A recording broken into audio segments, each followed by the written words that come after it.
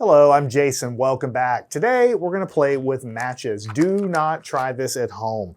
This is a regular match. You strike it on the side of the box, and this is actually a storm match, which supposedly is able to continue burning even if it's underwater or in heavy, heavy rain. So what I want to do is actually burn these under slow motion camera, really get up and close and see what a burning match looks like. And then we'll talk a little bit about combustion and the chemistry behind what's actually happening when something burns.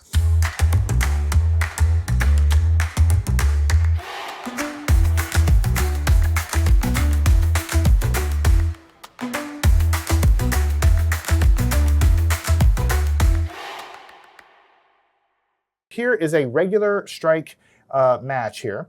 And so let's just go ahead and do this in real time. 1, 2, 3.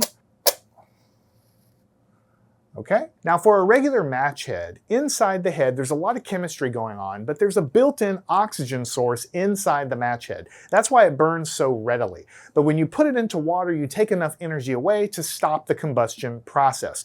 Now this is a storm match here. I'm going to light it and then quickly put it in the water and let's see what happens. Notice how long the flammable part is. It's very, very long, about maybe 3 centimeters. So 1, 2, 3, here we go. And there, it's lit. Now let me go ahead and put this in water.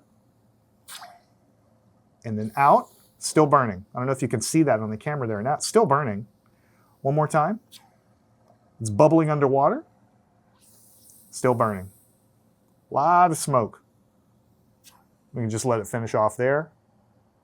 All right, so let's get up close and personal with a match head on a really zoom conditions, really high-speed camera to see exactly how matches light and how they burn. Now this is incredible. I have a flame coming from underneath to light the match. When you slow it down, it really does look like an explosion on the surface. Take a moment to look at the vortices and the turbulence in the actual flame itself. It truly is incredible. And just like that, it's over and it simmers down and tames itself. I shot the same setup again with the studio lights off, just so we could see more detail in the flame itself. And man, did that work out nicely. Take a look at the vortices and the tendrils emanating from the surface of the match head. It really looks more like an explosion or a rocket engine launch to me. Here I decided to play around a little bit and put 3 matches one on top of the other so that one could light the other in succession. I think it worked out pretty good. You know, it was pretty challenging to get these shots, to get the flame to look correct in slow motion while at the same time illuminating the match head with just enough light was actually really hard to do. I'd love for you to drop me a line or just let me know what you think of these shots and, you know, just give me your opinion. I just think looking at plasma on this small scale like this is just absolutely fascinating. Once the burning is over, the match head itself looks kind of like the surface of the moon.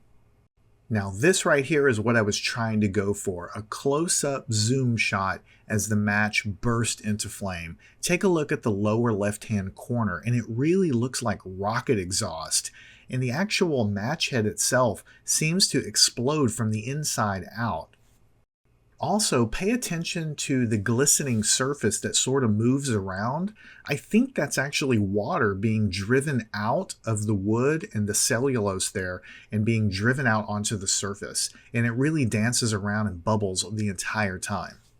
This type of shot is why I bought the high-speed camera and why I wanted to shoot match heads anyway. I'd love for you to let me know what you really think. Let's push in a little bit and zoom in before ignition. Take a look at the water kind of glistening and dancing and bubbling. And then the ignition happens, and once it happens, boy, does it go. It really explodes from the inside out. And if you look closely, you can see sort of debris and shrapnel from the match head itself just literally flying out, almost like a deep space launch of a rocket engine. I also think it's fascinating to look at the boundary between the burned and the unburned part of the match head. It's almost like an advancing flame front in like a forest fire or a wildfire. And after the burning is over, because everything is so hot, the water that was beginning to come out really comes alive and bubbles and dances. Now there's actually a pretty fair amount of complex chemistry going on inside of a match head. It's not a single step deal going on in there. So I'm not going to get into the nitty-gritty details of exactly how a match burns. But what I do want to do is talk more generally about burning anyway. Why do some things burn and other things not burn? And why do we have to create friction, like striking a match or maybe holding a flame up to something to get it to start burning? Why is that necessary anyway? So here's our friendly neighborhood periodic table. On the right-hand side of the periodic table are the non-metals. Here's oxygen right here. On the left-hand side of the table, these are all what we call metals. But the typical metals that you think of, like iron and nickel and copper, they're all kind of in the center here. So this red stair step, everything to the left of it over here is considered a metal. In general, metals in a reaction like to give up an electron. I'll talk about why in a few minutes.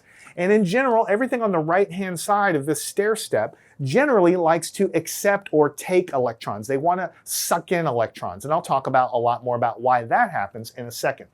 Now inside of this match head, there's a phosphorus actually on the striker of the match. But on the match head itself, you have the wood, which is carbon compound. There's carbon right there. But you also have sulfur there, and then there's oxygen in the air, and then there's actually an oxygen source bound up in one of the chemicals inside of the match head itself. All right, so matches are pretty complicated with a multi-step process. What I want to do instead is talk about why does everything like to react with oxygen? Oxygen is really commonly reacted with all kinds of things. You hear about things oxidizing. I mean, even your banana oxidizes, or your avocados can oxidize and change color. You know, iron can react with oxygen to make rust. I mean, everything is oxidizing all the time. The metabolic processes in our body is also turning food into other waste products, and in the process, it's reacting with oxygen as well. That's why we have to breathe and get the oxygen in. Now, first of all, if you look at the periodic table, there's an 8 here. That means there's 8 protons in the nucleus of an oxygen atom. So if I draw here 8 protons, that means if this is the nucleus, there's 8 positive protons there. And then going around the outside, now this is a simplified drawing, it doesn't really work like this, but you can think of these electrons existing in orbitals on the outside there. But just keep in mind that drawings like this are never really true. We know that electrons are not dots like this. They don't really go around like a solar system. They're actually wave functions in quantum mechanics, which means they're spread out and smeared out over this region, this spherical region around the nucleus, okay? So just kind of like use this picture in your mind, but just know they're not dots. They're more smeared out in this kind of orbital region here.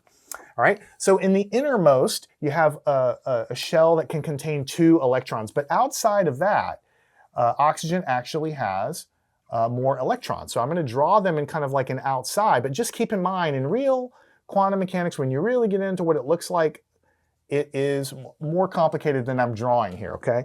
So there's a total of 1, 2, 3, 4, 5, 6. Let me change the color of these things here. Here's one, here's one. Here's one. This is just a cartoon. It's not really like this, okay? But I just want you to know that there's 8 protons in the center and 8 electrons on the outside. All right, 1, 2, 3, 4, 5, 6, 7, 8. All right, now, what's going to happen here is that when you look at this atom from far away, there's 8 positive charges, and from far away, there's 8 electrons, which are also charged with a negative charge. And since from a far away distance, there's 8 positive charges and 8 negative charges, oxygen is neutral, right? It doesn't have a charge on it. But it still likes to react. Why does it like to react if it already has an equal number of electrons? In fact, in chemistry, you learn that this column here, oxygen here, it likes to gain 2 electrons to look like neon. Sulfur, in general, likes to gain 2 electrons to look like argon. Fluorine likes to gain 1 electron. Basically, you read the table. This is how many electrons each atom likes to gain. Nitrogen in general likes to gain 3 electrons to look like neon. Why does that happen? Because if my finger is an electron, if I'm far away from this atom, it looks neutral and there's no net positive or negative charge on it. It's a neutral atom. However, if I can force an electron, because remember, electrons are negative, so it's going to repel this electron cloud. So if I can just somehow cram it really close to the electron cloud here and get it almost inside. Think about a swimming pool, putting your face in the top of the pool so you get right up on that level of where that outer shell is.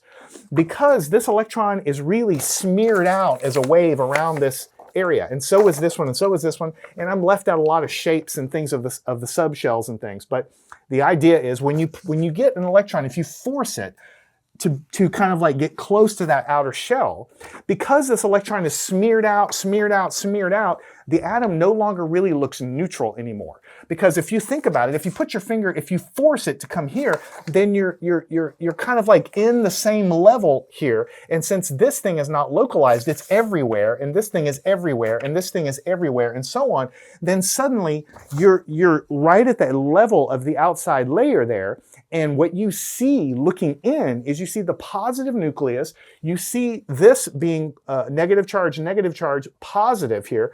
And so because you're at an equal level with this outer shell, you don't really see all of the electrons there. And so it doesn't look neutral anymore, is what I'm trying to say. If you force an electron by physically pushing it against its repulsion into the outer shell, the atom doesn't look neutral anymore to that electron. And the reason is because far away, algebraically, positive, negative add up. But the closer and closer and closer you get, this electron's smeared out. So it doesn't really look like a total negative charge right here. It looks like something less than that because it's smeared out across this whole outer sphere.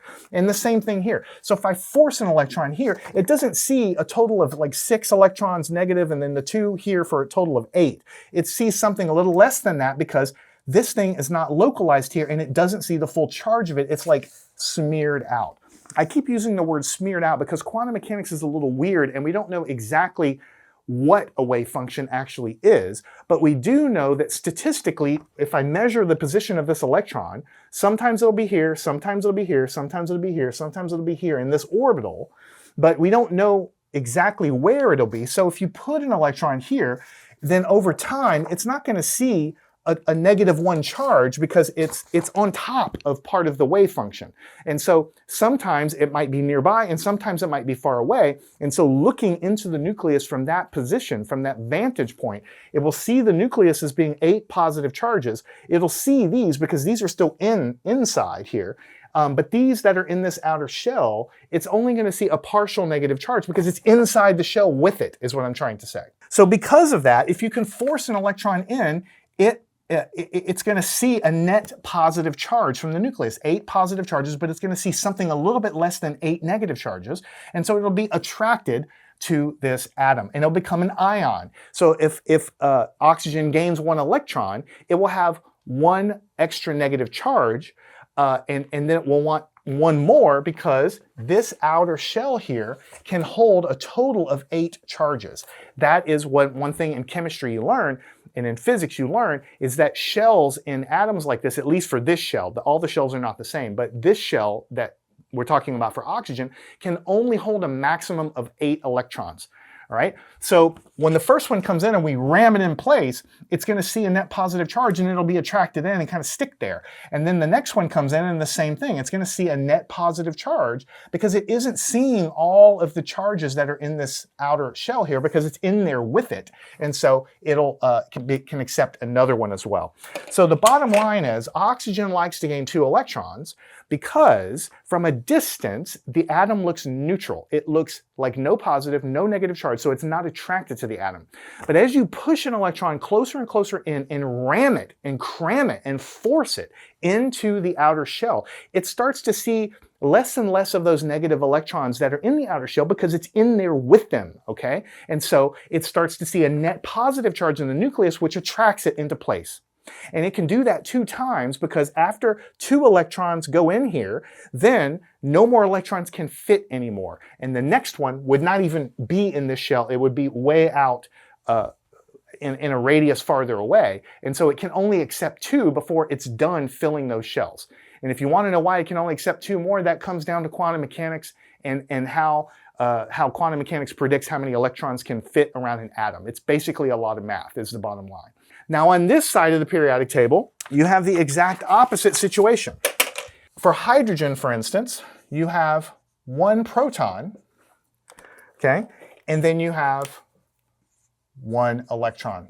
which orbits around in that innermost shell. Now, in general, hydrogen is just weird anyway. It can lose this electron if something can suck it away and attract it away. I mean, there's an attraction right here, but if something pulls this thing with enough force, then it can rip it off. But also, for the same reason, if I ram an electron in, it stops seeing the charge, the full charge of the negative electron that's there when it's in there with it. And so it can, hydrogen can accept one more electron there. In general, hydrogen can either lose an electron or gain an electron, but every other element in this row is in general going to want to lose an electron because the outermost electron is weakly held onto by the nucleus. So the bottom line is the left-hand side of the table likes to lose electrons because in the outer shell, there's like only one or maybe two electrons there, and they're very far away and they're weakly held onto by the nucleus. So they can be sucked off by things on the right-hand side of the table who really are good at attracting electrons like oxygen and like, fluorine and chlorine and things like that. So if you put something on the right side of the table with something on the left side of the table, they're going to party because the metal is going to want to give up an electron and the non-metal is going to want to accept an electron. All right? So that's why reactions occur. Now also, even if you have two items on the right, they can still react even though they both want to accept an electron. For instance, carbon dioxide is CO2. Well, they're both on the right-hand side. Because carbon wants 4 more electrons, 1, 2, 3, 4, and oxygen wants 2 electrons, and they get away with it by sharing the electrons, right? So the bottom line is, things burn because that's just one other kind of chemical reaction to an infinite variety of chemical reactions that are out there. And things, when they burn, they're combining with oxygen. And electrons are either being transferred from one atom to another, or they're being shared between atoms. And the reason the electrons are transferred or shared is because it's basically going to what we call a lower energy state. It's going to rearrange the electrons in such a way that it's in a lower energy state than it started with. And the electrons are going to move around, and when they move around, they release light. Anytime electrons jump in and out of orbits, then they release photons. So the flame that you're seeing in a match burning is literally because of electrons moving around between substances and rearranging themselves and going to a lower energy state. And when they do that, they release a photon of light. The different colors correspond to how the electrons exactly jump between what energy levels. All right, so the last thing I'm going to say is, we had that match head, but it did not light until I brought a flame next to it or until you strike it and give it some energy like that. Why not? Why doesn't it spontaneously combust? Well, remember what I told you. It's like for the oxygen, right? This is oxygen right here. It likes to gain electrons. But from a distance, this atom looks neutral, so it doesn't look like it's going to attract anything, because it's 8 positive charges and 8 negative charges, and so that's electrically neutral. But I told you, if you physically force an electron in by pushing it in and get it basically inside of that outer shell, then the electrons that are there, because they're smeared out, it doesn't see the full charge of those negatives there.